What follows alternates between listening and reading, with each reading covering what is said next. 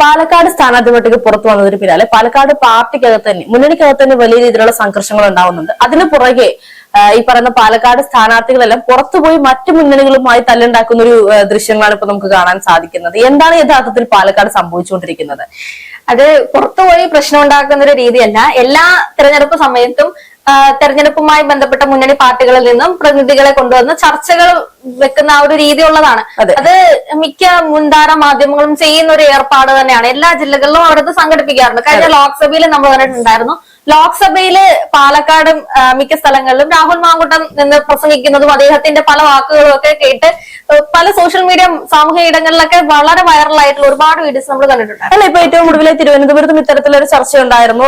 സ്വാഭാവികമായിട്ടും ആർ ശ്രീലേഖയും അതുപോലെ തന്നെ ശബരിനാഥും ദീപക് എന്ന് പറയുന്ന LDF സ്ഥാനാർത്ഥി ഇവരെല്ലാവരും കൂടെ നമ്മുടെ ചർച്ചയ്ക്ക് നമ്മൾ കണ്ടിരുന്നു. പക്ഷെ അതൊക്കെ സമാധാനപരമായി പോകുന്ന ഒരു ചർച്ചകളായിരുന്നു. പക്ഷെ ഹർഷ ഇത് നോക്കണം, ഇത് ചർച്ച നടന്നിട്ടുള്ളത് പാലക്കാടാണ്. പാലക്കാട് എന്ന് പറയുന്ന സ്ഥലവും തിരുവനന്തപുരം തലസ്ഥാനത്ത് നിന്ന് ഈ പറഞ്ഞ പരിപാടിക്ക് പങ്കെടുത്ത ആൾക്കാർ തമ്മിൽ നല്ല വ്യത്യാസമുണ്ട്. ഈ പാലക്കാട് നിന്ന ആൾക്കാർ രണ്ട് ആൾക്കാരെ നമ്മൾ പ്രധാനമായിട്ട് അറിയാം. ഒന്ന് BJPയുടെ യുവ നേതാവായിട്ടുള്ള പ്രശാന്ത് ശിവനും മറ്റിടത്ത് SFIയെ പ്രതിനിധീകരിച്ചിട്ട് CPMനെ പ്രതിനിധീകരിച്ചു കൊണ്ടുവന്നിട്ടുള്ളത് ആർഷോയുമാണ്. ഈ രണ്ടാൾക്കാരെയും കേരളത്തിലുള്ള ഒരു ജനങ്ങൾക്കും പരിചയപ്പെടുത്തി കൊടുക്കേണ്ടതായിട്ടുണ്ട്. ഈ രണ്ടാൾക്കാരെ വിളിക്കുന്ന സമയത്തും ഈ മാധ്യമങ്ങൾ പ്രതീക്ഷിക്കുന്ന ഒരു കാര്യമാണ്, രണ്ടാൾക്കാരും ഒന്ന് കയ്യിൽ കിട്ടിക്കഴിഞ്ഞാൽ ഒന്ന് കൊടുക്കാൻ വേണ്ടിയിട്ട് തന്നെയാണ്. കാരണം ഹർഷ ആ ഒരു ചർച്ച കണ്ടിട്ടോ എന്ന് എനിക്കറിയില്ല. അതിനകത്തില് സാധാരണ പൊട്ടി പുറപ്പെടേണ്ട ഒരു അടിക്ക് ആ ഒരു രീതിയിലേക്ക് പ്രത്യേകിച്ച് ഒന്നും അവിടെ പറഞ്ഞിട്ടില്ല. ഇതിന് പറഞ്ഞിട്ടില്ല എന്ന് പറയുമ്പോഴും ഇപ്പോ അത് ചൊടിപ്പിച്ച രീതിയായിട്ട് നമുക്ക് മനസ്സിലാക്കാൻ സാധിച്ചു. അതായത് രീതിക്ക് അപ്പുറത്തേക്ക് ഓൾറെഡി പ്ലാൻ ചെയ്ത് വന്ന ഒരു രീതി തന്നെയായിരുന്നു. കാരണം പാലക്കാട് എന്ന് പറയുന്നത് BJPയുടെ മണ്ണായി മാറിക്കൊണ്ടിരിക്കുകയാണ്. പാലക്കാട്, തിരുവനന്തപുരം ഈ രണ്ട് സ്ഥലങ്ങളിലും തൃശ്ശൂർ MP ആയിട്ട് സുരേഷ് ഗോപി ജയിച്ചിട്ടുണ്ടെങ്കിലും തിരുവനന്തപുരത്തും പാലക്കാടുമാണ് BJPക്ക് ഏറ്റവും കൂടുതൽ വേരോട്ടമുള്ളതും ഏറ്റവും കൂടുതൽ അണികളുള്ള സ്ഥലങ്ങളുമാണ് ഈ രണ്ട് ജില്ലകൾ. ഈ രണ്ട് ജില്ലകളിലേക്കും തിരുവനന്തപുരത്ത് നിന്ന് സംസാരിച്ച ആൾക്കാർ വേറെ ആയിരിക്കാം. പക്ഷെ ഈ രണ്ട് യുവ നേതാക്കളുടെയും ഹിസ്റ്ററി എടുത്ത് പരിശോധിച്ചു കഴിഞ്ഞാൽ നമുക്ക് മനസ്സിലാക്കാൻ പറ്റും, വെറുതെ കണ്ടുകഴിഞ്ഞാൽ തന്നെ ഒരു അടി കൊടുക്കാൻ വേണ്ടി പറ്റുന്ന രണ്ടാൾക്കാരാണ് ഈ രണ്ടാൾക്കാരും. ആർഷോനെ സംബന്ധിച്ചിട്ടാണെങ്കിലും ഇപ്പൊ ഈ പ്രശാന്ത് ശിവനാണ് ആർഷോയെ അടിച്ചിട്ടുള്ളത്. അപ്പൊ ആർഷയ്ക്ക് ഈ അടി കിട്ടുന്ന സമയത്ത് സാധാരണ നമ്മൾ പ്രതീക്ഷിക്കുന്നത് ഈ ഇടത് സൈബർ ഇടങ്ങളിൽ പ്രശാന്ത് ശിവനെ വലിച്ചു കീറുന്ന രീതിയിലുള്ള കുറച്ച് വൺ റീൽസുകളും പോസ്റ്റുകളും ഒക്കെ വന്നിരിക്കും, അവരുടേതായിട്ടുള്ള കുറച്ച് പ്രതികരണങ്ങൾ. പക്ഷെ ഇപ്പുറത്ത് നമ്മൾ കാണുവാണെങ്കിൽ ഈ വാർത്ത വന്നിട്ടുള്ള എല്ലാ മാധ്യമങ്ങളുടെ അടിയിലും എനിക്ക് തോന്നുന്നില്ല അതൊരു രാഷ്ട്രീയ കക്ഷികളുടെ അഭിപ്രായമാണെന്ന്. ആർഷയ്ക്ക് രണ്ട് കിട്ടേണ്ടതായിരുന്നു, ഇവന് കിട്ടിയത് നന്നായി. പ്രശാന്തിന്റെ ഒരു ഫാൻ ബേസ് ഒക്കെ തീർച്ചയായിട്ടും. പക്ഷെ അതിനപ്പുറത്തേക്ക് ആർഷയുടെ ഈ ഒരു വിഷയം കണ്ടപ്പോൾ ഈ പറഞ്ഞ മൂക്കിന്റെ പാലം തകർത്തു എന്ന് പറഞ്ഞപ്പോൾ നമുക്ക് മനസ്സിലേക്ക് വരുന്നത് മറ്റൊരു വാർത്തയാണ്.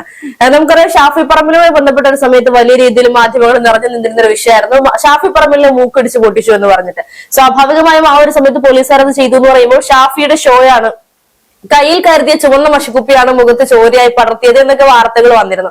അതിന് പിന്നാലെ ഇപ്പൊ ആർഷയോടെ കാണുമ്പോൾ സ്വാഭാവികമായും ഇത്തരത്തിലല്ല നമുക്ക് ചിന്തിക്കാതിരിക്കാൻ സാധിക്കില്ല. ആർഷയ്ക്ക് നല്ലത് കിട്ടിയത് തന്നെയാണ്. ശരിക്കും പറഞ്ഞു കഴിഞ്ഞാൽ ഞാൻ ആ വീഡിയോ കണ്ടിട്ടുണ്ടായിരുന്നു. ആർഷയ്ക്ക് നല്ലത് കിട്ടുകയും ചെയ്തിട്ടുണ്ടായിരുന്നു. സാധാരണ നമ്മള് ഇത്തരം സ്ഥലങ്ങളിൽ CPM നേതാക്കൾക്ക് കിട്ടിക്കഴിഞ്ഞു കഴിഞ്ഞാൽ അവിടെ വലിയൊരു അടി ഉണ്ടാവും. പക്ഷെ പാലക്കാടിന്റെ മണ്ണിൽ പോയി ആർഷ കൊണ്ടുവന്ന അണികൾ അത്ര പോരാ.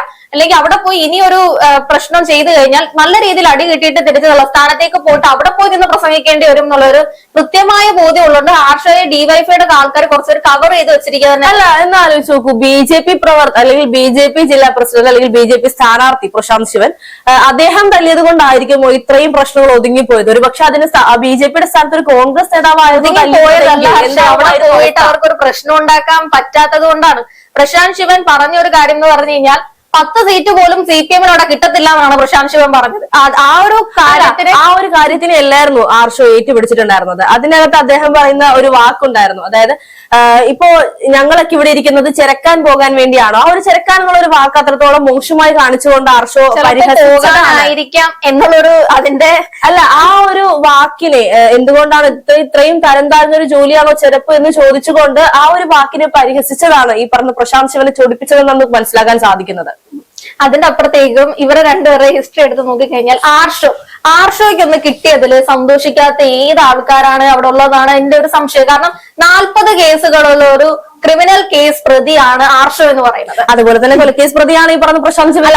ഈ പറയുന്ന രീതിയിൽ ഈ രണ്ടാൾക്കാരും, കാരണം ഈ രണ്ടാൾക്കാരെ കണ്ടു കഴിഞ്ഞാൽ അക്രമ സ്വഭാവമുള്ള രണ്ട് യുവ നേതാക്കൾ. ഈ രണ്ട് ആൾക്കാരും തമ്മിൽ അടി കൂടിയിട്ടുണ്ട് എന്ന് പറഞ്ഞു കഴിഞ്ഞാൽ ഒരു അടി കിട്ടിയില്ലെങ്കിൽ എന്താണ്, അല്ലെങ്കിൽ അവിടെ അടി നടന്നില്ലേ എന്നുള്ള ഒരു സംശയം മാത്രമേ നമുക്ക് ഉണ്ടാകത്തുള്ളൂ.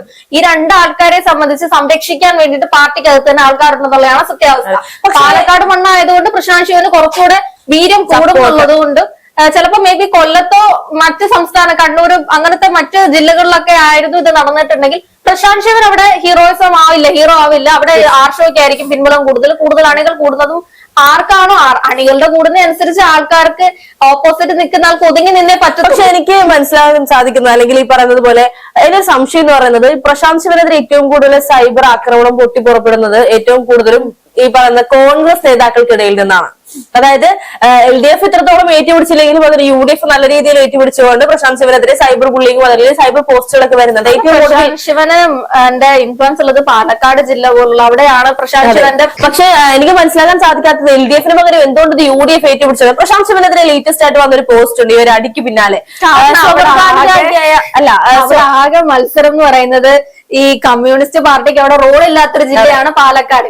അപ്പൊ അവരിത് ഏറ്റുപിടിച്ചതുകൊണ്ട് ആര് കാണാനാ? പക്ഷെ അപ്പൊ അവിടെ കോൺഗ്രസും ഈ പറയുന്ന BJP മാത്രം മത്സരമുള്ള മൂന്നാം സ്ഥാനത്തേക്ക് തള്ളപ്പെട്ടു പോയ CPM-കാര് ഈ ഒരു പ്രശ്നം ഏറ്റുപിടിച്ചിട്ടുണ്ടെങ്കിൽ ആര് സപ്പോർട്ട് ചെയ്യും? അവർ ഏറ്റുപിടിച്ചതിന്റെ അടിയുള്ള കമന്റാണ് ഞാൻ പറയുന്നത്. ഈ പറയുന്ന അക്രമ സ്വഭാവമുള്ള പ്രശാന്ത് ശിവൻ ഒരാളെ അക്രമ രാഷ്ട്രീയം നമുക്ക് ആരെയും സപ്പോർട്ട് ചെയ്യും? ഇപ്പൊ അടി ആർഷ അങ്ങോട്ട് കൊടുത്തു കഴിഞ്ഞാലും പ്രശാന്ത് ശിവന്റെ അങ്ങോട്ട് ഇട്ട് കഴിഞ്ഞാലും പറഞ്ഞ രീതി എന്ന് വെച്ചാൽ ഇതൊരു നല്ല നടപടിയല്ല. എന്നിട്ട് പോലും CPM സൈബർ ഇടങ്ങളുടെ അടിയിൽ വന്ന ഏറ്റവും കൂടുതൽ കമന്റ് ഇവനൊന്ന് കൊടുക്കേണ്ടതായിരുന്നു, ഇവനൊന്ന് കിട്ടേണ്ടതായിരുന്നു. ഇപ്പോഴാണ് പ്രശാന്ത് ശിവയുടെ ഒരു ആരാധനയൊക്കെ തോന്നിയത്. ഇത് CPM-മാർ എടുത്തിട്ട പല പോസ്റ്റുകളുടെ അടിയിൽ നമുക്ക് കാണപ്പെടുന്ന കമന്റുകളാണ്. അതെ, ഇപ്പോ പ്രശാന്ത് ശിവനെതിരെ വളരെ മോശമായ രീതിയിലുള്ള ആരോപണങ്ങളൊക്കെയാണ് വന്നുകൊണ്ടിരിക്കുന്നത്. അതായത് സ്വർഗാനുരാഗിയായ പ്രശാന്ത് ശിവൻ പല കേസുകളിലും പിടിക്കപ്പെട്ടിട്ടുണ്ട്, അല്ലെങ്കിൽ ഇത്തരത്തിലുള്ള വാർത്തകളൊക്കെയാണ് ഇപ്പൊ പുറത്തു വരുന്നത്. ഇത് യഥാർത്ഥത്തിൽ ഒരു വ്യക്തിയെ, രാഷ്ട്രീയത്തിനുപരി ആ ഒരു വ്യക്തിയെ തേജോവധം ചെയ്യുന്ന ഒരു രീതിയല്ലേ പല പാർട്ടികൾ ഇപ്പോൾ ചെയ്തുകൊണ്ടിരിക്കുന്നത്. അതൊക്കെ നമുക്ക് അംഗീകരിക്കാൻ സാധിക്കുന്ന കാര്യമാണ്. എന്ന് പറയുന്നത് രാഷ്ട്രീയത്തിനകത്തില് പലപ്പോഴും ഈ ഒളിയമ്പായിട്ട് പ്രവർത്തിക്കുന്ന ഒരു രീതിയാണ്. കാരണം അവർ പറയുന്ന രാഷ്ട്രീയ നിലപാട് അല്ലെങ്കിൽ ഒരു അതിന്റെ അപ്പുറത്തേക്കും വ്യക്തിഹത്യ ചെയ്യുമ്പോഴത്തേക്കും ഒരു വ്യക്തിപ്രഭാവം രീതിയിൽ വോട്ടുകൾ കിട്ടത്തില്ലേ? അതിന് ഈ വ്യക്തിക്ക് ഈ ഒരു മുന്നണിയിൽ നിൽക്കാനോ അല്ലെങ്കിൽ ഒരു ജനപ്രതിനിധി ആവാനോ യോഗ്യതയില്ല. അത് തെളിയിക്കാൻ പറ്റുന്ന ഏറ്റവും വലിയ കാര്യം എന്ന് പറയുന്നത് അവരുടെ വ്യക്തിപരമായിട്ടുള്ള ചരിത്രം പരിശോധിച്ച് അത് ചികഞ്ഞ് നമ്മള് ഈ ഒരു തദ്ദേശ തെരഞ്ഞെടുപ്പ് പറഞ്ഞിട്ടുള്ള ഒരു കാര്യമാണ്. ഇത്രയും നാള് ഹൈഡ് ചെയ്യപ്പെട്ടുകൊണ്ടിരുന്ന പല മുഖങ്ങളുടെയും ചരിത്രം കീറി പരിശോധിച്ച് പല മുന്നണികളും പല കാര്യങ്ങളും ഇപ്പൊ കുത്തിപ്പൊക്കി എടുത്തുകൊണ്ട് വരും എന്നുള്ള ഒരു കാര്യം. അത് എല്ലാ തെരഞ്ഞെടുപ്പുകളിലും സ്വാഭാവികമായി നമ്മൾ കണ്ടുവരുന്ന ഒരു രീതിയാണ്. ഇപ്പൊ കുറച്ച് പറയും അതിന്റെ ആ ഒരു ജയമൊക്കെ അനുസരിച്ച് നിയമസഭ ആകുമ്പോഴത്തേക്കും കുറച്ച് കൂടുതൽ പറയും. അത്തരം രീതികൾ മാത്രമേ ഉണ്ടാവുള്ളൂ. പിന്നെ പ്രശാന്ത് ശിവനെ സംബന്ധിച്ചാണെങ്കിലും ആർഷയെ സംബന്ധിച്ചാണെങ്കിലും ഒരേ തട്ടിലുള്ള രണ്ടാൾക്കാരെന്നെ നമുക്ക് പറയാൻ പറ്റുള്ളൂ. കാരണം രണ്ടുപേരും ഒരുപാട് ക്രിമിനൽ കേസുകളുള്ള ആൾക്കാരാണ്. രണ്ടുപേരുടെയും നിലപാടുകളാണെങ്കിലും ഈ അക്രമ രാഷ്ട്രീയം കൂടെ നിർത്തുകയും ഗുണ്ടായുസത്തിലൂടെ എങ്ങനെ ഒരു സ്ഥലത്തെ പിടിച്ചു കെട്ടാമെന്നുള്ള രീതി, ഇതൊക്കെയാണ് ഈ രണ്ടാൾക്കാരെയും. ഇപ്പൊ രണ്ടുപേരും ഒരേ കണക്കിലുള്ള രണ്ടാൾക്കാരുടെ തമ്മിൽ ഈ ഒരു അടിയിൽ എന്ന് പറഞ്ഞു കഴിഞ്ഞാല് ഗുണം ഉണ്ടാവാൻ പോകുന്നത് UDF-ന് തന്നെയായിരിക്കും. ആർഷയുടെ കരച്ചിലാണെങ്കിലും പ്രശാന്ത് ശിവന്റെ വീര്യമാണെങ്കിലും അത് ഉപയോഗപ്പെടാൻ പോകുന്നത് UDF-ന് തന്നെയായിരിക്കും. കാരണം ഇതില് പ്രത്യേകിച്ച് CPM-ന് ഗുണങ്ങൾ ഉണ്ടാവും തോന്നില്ല. കാരണം BJP-ക്ക് ഉണ്ടാവുന്ന ഗുണങ്ങൾ എന്ന് പറഞ്ഞു കഴിഞ്ഞാൽ അതിപ്പോ പാലക്കാട് വൻ അടി നടന്നുകൊണ്ടിരിക്കുകയാണ് BJP-യുടെ ഭാഗത്ത് നിന്ന്.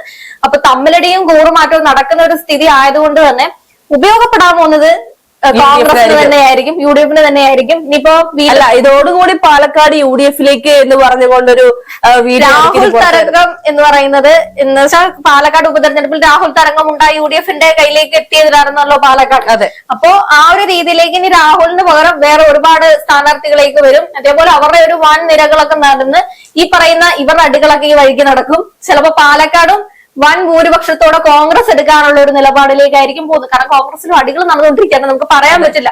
കൂറുമാറ്റം ഈക്വൽ ആയിട്ടാണ് പാലക്കാട് മൂന്ന് മുന്നണികളും നടന്നുകൊണ്ടിരിക്കുന്നത്. അതുകൊണ്ട് നമുക്ക് പ്രഡിക്ട് ചെയ്യാൻ പറ്റില്ല ഇപ്പോഴത്തെ സാഹചര്യത്തിൽ. നമുക്ക് മനസ്സിലാക്കാൻ സാധിക്കുന്നത് ഇപ്പൊ ഒരു ജില്ലയെ സംബന്ധിച്ചാണെങ്കിൽ ഇപ്പൊ ഒരു പ്രൊഡിക്ഷൻ സാധ്യമല്ല എന്നുള്ളതാണ്. പാലക്കാടിനെ സംബന്ധിച്ച് ഇപ്പോഴത്തെ ഒരു സാഹചര്യത്തിലും ഒട്ടും എന്താണ് സംഭവിക്കാൻ പോകുന്നത് എന്നുള്ളത് മുൻകൂട്ടി പറയാൻ സാധിക്കുന്നില്ല.